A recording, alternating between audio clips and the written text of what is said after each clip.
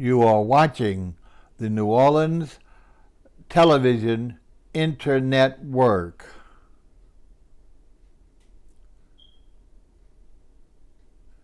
Stay tuned for upcoming programming.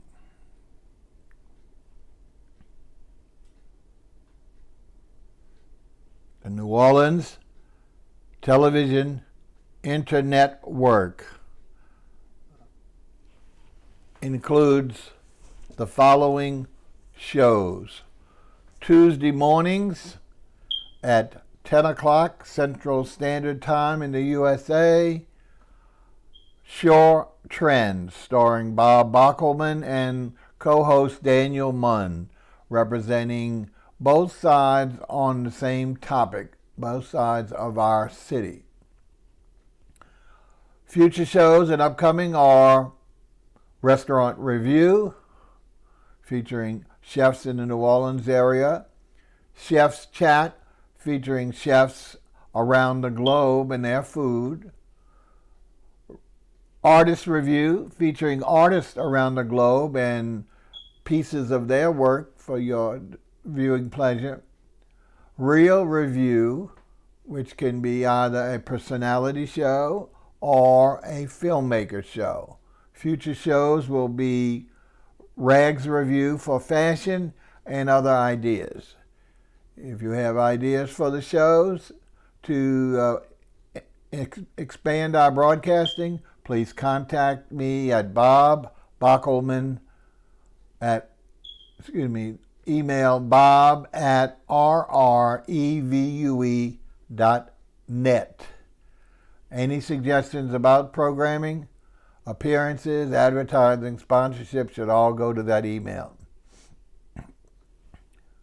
Okay, as we said, this is the New Orleans Television Internetwork and broadcasting momentarily. Shore's Trends.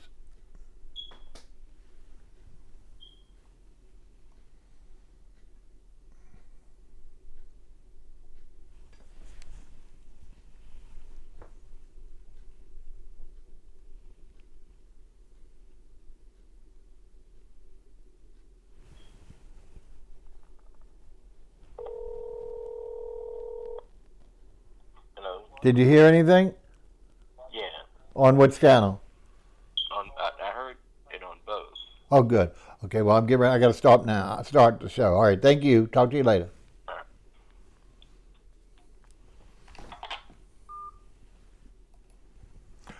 There we are.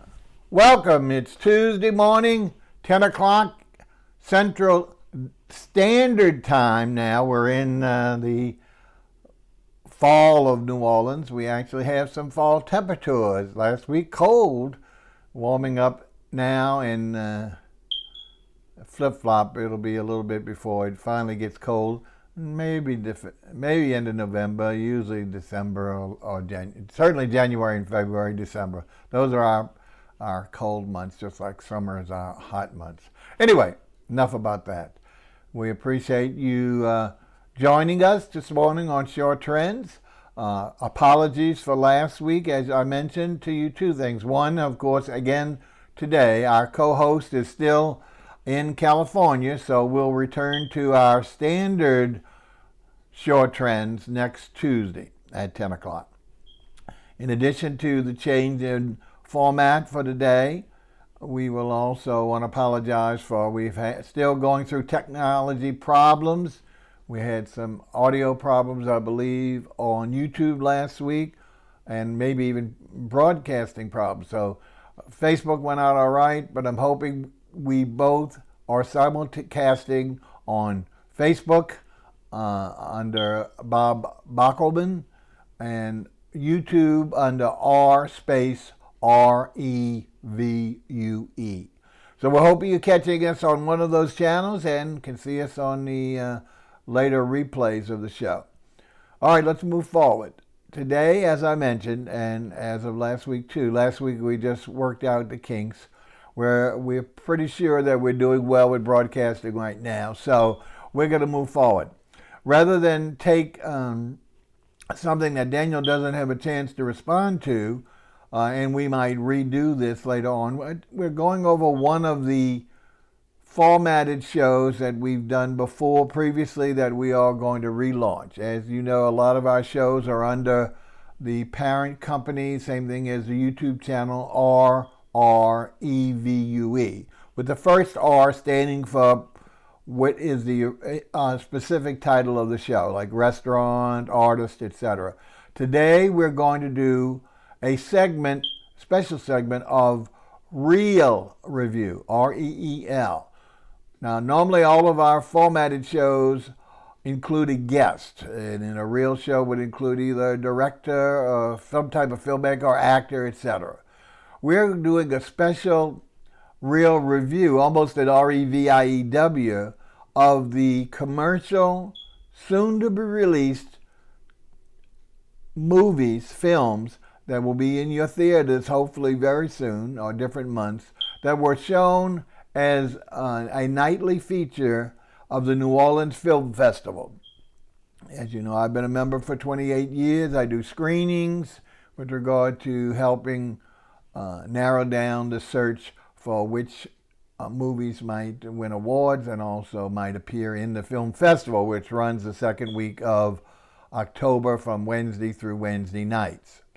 Always the opening night is supposed to be gangbusters, and for the most part, it's always been the best show. This year, it was to most people, and I'm a little disappointed. We'll talk about it momentarily. The last show, perhaps, which also now is going to be one of the top features to draw the crowds, and that was stupendous.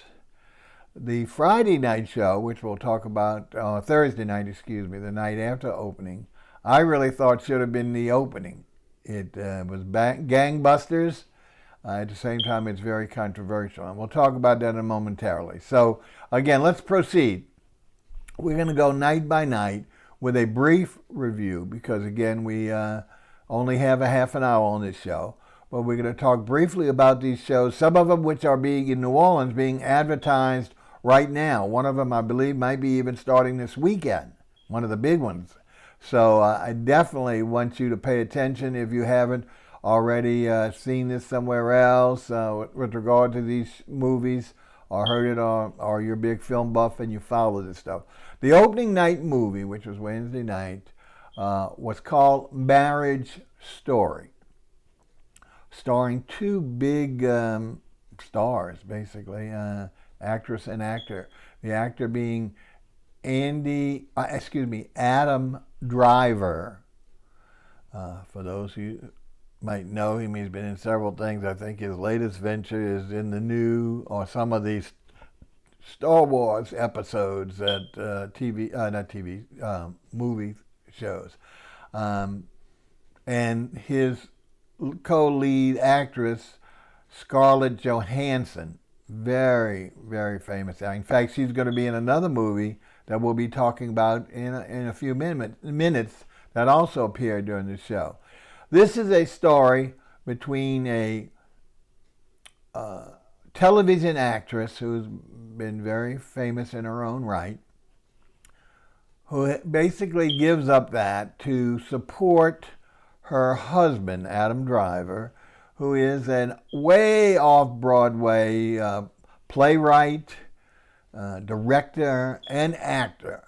And she actually is one of the co-actors in numerous of his productions. And they have, I believe, one child. And the story is basically, a family drama, but two really extreme situations where it goes through a lot of trials and tribulations of marriage, and there's basically a divorce or a separation, and etc. It goes on from there. So it's a slice of life, as they used to call it, which is now just not even used anymore. Look at these two unusual people. I did not find Adam Driver. I don't care for at all. I'm sorry, even though some of the ladies don't think he's unbelievable. We also are, Scarlett Johansson was a little bit more subdued, even though there was a lot of different scenarios and how she acted in. But again, I'm going to pass on this. I mean, I'm glad I saw it in the film fest, but it should be coming out, Marriage Story, fairly soon, the end of this year, or certainly the beginning of next year if you haven't seen it already. So you be the judge, okay? Now, the Thursday night, the second night of the film festival, was truly a remarkable but also controversial film. The name of it is misleading. Of course, it'll be a clue in the film. It reveals it, but it doesn't give you any indication of what the movie's about. The actual name is Jojo Rabbit, okay? Sounds like a nursery rhyme, right? And it could be, in a very strange way, considered that. I call it, and here's where we're really going to get in trouble, I call it Springtime for Hitler, which was the fiasco Broadway attempt to lose money in the famous movie and play The Producers by Mel Brooks.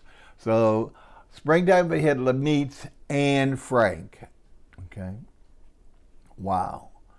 I guess you'd say, well, they two are together because it did happen. They both were occurring during the same period. At the end of it starts off, it's very sarcastic. It's very, like I said, controversial. If you are open-minded, it's extremely funny. Some of the scenarios, even there's a lot of slapstick in there, which supplements and sort of is like a Mel Brooks or some of these other filmmakers that mix slapstick with their normal acting. But anyway, I thoroughly enjoyed it. It's not for everyone, I guess, although it starts in New Orleans, according to what I'm hearing, this Friday, a couple of days from now. So I would encourage, unless you're really sensitive about this subject, which, a lot of people are, with regard to World War II and the atrocities especially. But in some respect, you'll be balanced because you'll get so much sarcasm from a child supposedly growing up in the Nazi regime. So it's just amazing. Some of the children, there's two children with a weight challenged young man who is in the service, and we're talking about 10 or 11 years old following these kids. Absolutely tremendous. I mean, really hilarious, some of those scenes. So in the end, it's very poignant when the child lead meets Anne Frank, of all places, in his own, of course, leap of faith, in his own home, hidden in the walls there. And the relationship that develops all the way through later on. So she's older than him, of course, but it follows it during the war. So anyway, Jojo Rabbit, I can't give it enough. I think it's certainly a unique film, certainly something you won't see for at least another year or probably years of this type of controversy. But as you see, I'm spending a lot of time on it, so I really enjoyed it. Okay, so that's Thursday night, which is the second night of the film festival. The third night was Friday, and this was called Waves, W-A-V-E-S. As the first opening night was basically a Caucasian, strange couple, family, slice of life. This is equal opportunity with an African-American family in today's world with teenagers, and I have to admit, I enjoyed it better than the opening night, but I'm not giving it rave reviews that this is the best film. I mean, it's worthwhile seeing. It gets a little long, a little slow, but it's certainly going to appeal to a lot of the audiences. I forgot, I'm bad with names. I'm trying to remember the really big stars. I don't recall any specifically in this one, but I could be totally off base. So Waves is a contemporary story of an African American family with it gets very heavy in that the idolized son by the father, who is a huge wrestling champion in the college world, gets into a rage situation, and I won't say it, but has a deleterious effect on his relationship with his sweetheart. And from there, it really takes a serious tone, and then reflects on the parents' own relationship, because they do have one other child, a younger child, that of course is just for the most part overlooked, a young girl overlooked by the father, and her plight. So it's told from each of the stories, even though it's focused obviously on the young, upcoming lead actor. Good performances, so definitely worth seeing. That was Friday night. Saturday night, unfortunately, we had to miss the film festival, and I really miss this one because, here in New Orleans, we have a thing called Mardi Gras, and even though this is not the time for Mardi Gras, not till next February, our Mardi Gras and parades are starting to crop up at other events. New Orleans has become a Halloween destination, one of the top in the world, from what I understand, at least the nation, if not the world.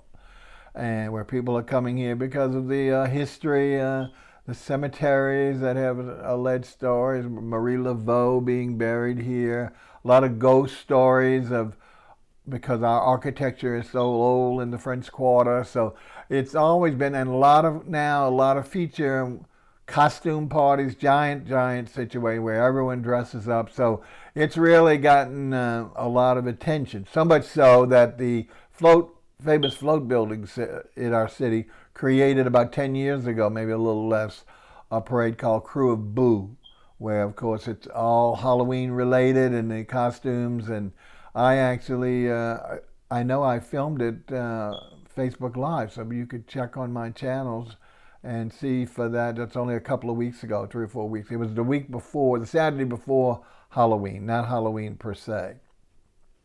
Anyway, because of that, we could not make a really good movie starring, again, one of our local actors, African-American, Wendell Pierce, who's very well known now, has a great storied background. He's in television right now, which I don't follow at all, even though I'm on TV internet, but I don't follow a lot of the commercial shows that are on TV. But he's doing very well up there in New York, but he continues to do films, and especially films in New Orleans. And this particular one, it was supposed to be very good. And I think it's Cane River. I've forgotten the actual name because I didn't see it, but I truly miss it. In fact, there's a replaying of Cane River tonight for us Film Fest screeners that we might attend after our party they're having. And hopefully that's the one with Wendell Pierce. Okay, Sunday. Sunday was a big day for us at the film festival because we did ready for this, triple header. Well, people say, how in the world can you go back to back to back? When you really love film like we do, it's not that hard. Really, in fact, many wasted day could be spent in the theater, and it's just pitiful that today's audiences, I'm speaking generally now, just don't patronize the theater. I still cannot enjoy a movie. I don't watch them on the phone, one, because I have visual impairment, or even the computer. Even I have a fairly large laptop screen, I don't watch it there. We always, things that come on the computer, whether it's Netflix or a phone, we always cast, and hopefully you know what I'm talking about, not a physical cast it to television, so at least we're seeing it on a 55, 60-inch screen, which still is no comparison than to be in a magnificent theater watching it on full screen. So we with some of these subscription, and I'm going aside as usual, some of these subscription services, one that's very popular right now, allows you to go see 3 movies a week free. When I say free, with the monthly subscription cost. So we take advantage of that. If we don't have Mardi Gras, we will try our best to hit 3 movies, some we've never heard of, that are commercially released. So that's how much we are Film Fest enjoyers. When I say Film Fest, film goers or filmmakers, and enjoy the whole scenario of film. Okay, so let's hit Sunday because we're halfway through the show already. Sunday, as we mentioned, was a triple header. The first film was, I want to say, very enjoyable, a little long, a little difficult for me personally. I love period type pieces, so it fits in my little niche as well. It's called Aeronauts, Aeronauts, Aeronauts. This is, it says it's based on a true story, but there's some parts that are so beyond credibility that I think it takes a lot of liberties. But anyway, it's a period piece where the hot air balloons are just coming into vogue, and this gentleman, who's a scientist, wants to prove that his balloon can go higher than, and what happens up there in the stratosphere, or probably not, I'm using the wrong term because I'm not a meteorologist, but obviously however many miles, I've forgotten how many miles he goes up there, or kilometers as they would be measuring.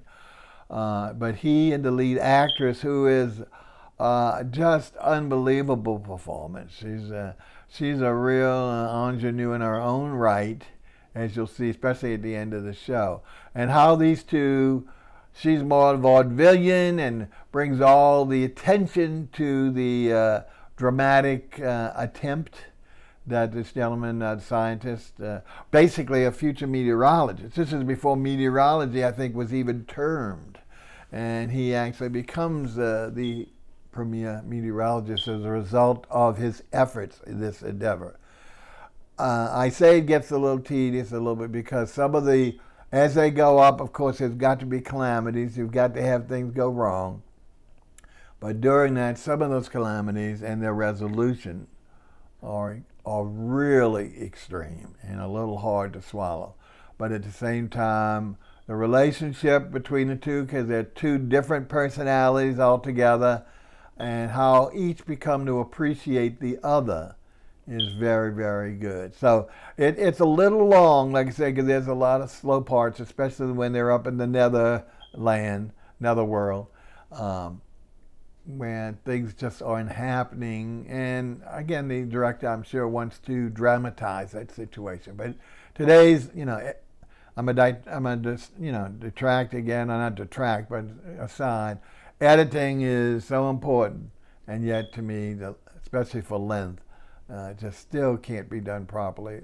There's some very few filmmakers that actually can watch with an eye from a consumer or a viewer as opposed to what they think is really art. Anyway, let's move on. That was the first. The second show was, if I remember correctly, Clemency, which was a show starring Olivia Woodward. I believe that's her name, a wonderful lead actress. And again, it's about prison, where she's a warden. Now, here's one where Wendell Pierce, who I mentioned before, the local actor who we missed on Saturday, also appears as the not the co-lead, maybe third lead. He is actually, Olivia is a warden in I don't want to say which state because I'll get it wrong, in a prison that still is kind of famous for its executions, electrocutions, injections, I believe, all injections, but still doing a substantial number compared to most of the other states. And follows her career, that she's the warden there, which is probably at that time, it's a little, I don't know what years it's shooting for, but certainly not the very present, because the prison is a little antiquated. But anyway, her dedication is phenomenal to this, and her abilities to, actually go through the whole turmoil of having an execution with the families, so she really pulls off a good role. It centers on one other individual who's trying his best to get alleviated from his prison. But the Wendell Pierce is the husband, and their relationship, for some reason, to me, I mean, it's been strained. Obviously, he's a teacher looking to retire, settle down, and wants her to do the same. She's not of the same ink, and it's not only that. A lot of things start brewing, come up. So it's well acted. I wish Wendell would have had a larger role in it, and he might think it's certainly good enough for him, but at the same time, I really like his acting. Would have liked to have seen him more in it. It a little slow, but anyway, it's some parts are tedious. So if you're squeamy about something, because there are some very graphic kind of situations in one or two of the executions. Anyway, that one. Okay, now let's see. The last one, let's see if I've got this straight now. My old head. Aeronaut, that was called Just Mercy. The last one is really something called Two Popes. Now, I might have this order. I'm so bad memory. The Two Popes might have been second. I don't recall. But Two Popes is based on the actuality of, and there's a lot of real footage, authentic footage, of when Pope Benedict resigned. I guess that's the proper term. I've forgotten what they used in the movie. From his position, and our current Pope assumed the role, was actually voted in the role. It's very interesting. Benedict was known to be a wonderful theologian, extremely knowledgeable, but did not seem to be a real communicator with regard to certainly communicate in writing and all that, but the actual association to the role that he is supposed to be with regard to God or Jesus's view on life has to be one where you actually have not only justice and mercy, but you're actually able to equate to the masses, to the people. It's hard to see that this extremely intelligent theologian, perhaps much more introverted than a lot of, even though I don't know the whole history of all of our popes, but comparatively speaking to his successor, night and day. So it follows that situation. It kind of looks like, which I'm not sure how accurate this is, it kind of looks like obviously Benedict has picked, and you'll see that because early on he brings the current Pope in, and then all of a sudden lays the big bomb on him that he's really selected him to be the successor. And lo and behold, through the normal processes of the church with regard to the cardinals all getting together and vote, he is. And then it goes through a little bit of his papacy in the beginning. But for those of us, a few years ago there was one in the film called Habemus Papam, where the Pope, right before he goes outside, he's a reluctant thing, he actually disappears and doesn't go on the balcony to accept the position. Is missing for a couple of days. Again, it's all theory, but that was very interesting as well. Certainly, if you're a Catholic, it's a must-see. But perhaps even if you're not, just to see the inner workings, if you want to cast aspersions, I guess it gives you plenty of opportunity to do such. All right, now got two more nights, and let's see if I can remember what those are. Two popes. I forgot. I know there's one night we missed, I believe, again Monday, but one night was a really tremendous, another prison story. Big names. It's called Just Mercy, J-U-S-T, Mercy. True story of, and from obviously history shows, a false accusation of an African-American individual imprisoned for life, and this particular is set in Alabama. Here we go. I'll get feedback on that. And some of these people are executed, and obviously so, as well as very few are free. Jamie Foxx is the star, folks. If that's not enough to bring you in, nothing else. He is phenomenal in this role. And unfortunately, I believe the lead, I'm probably wrong again, but the lead African-American lawyer who's assigned to him, who's from Harvard and wants to really make a difference back in his, it's not his direct community, but his lifestyle, his similar rural background, creates a role of public defender in this city or town, and starts taking on all the cases and re-reviewing not cold cases, people who just railroaded or ramrodded into prison. And immediately starts to focus, of course, winds up focusing on the Jamie Foxx trial, which is very, very good. So, and I think that gentleman is let me be wrong, the guy who's in Wakanda, Black Panther. Might I be wrong on that? Great actresses, great acting by both those actors. There's another one too, and I can't think, who's also very well acted.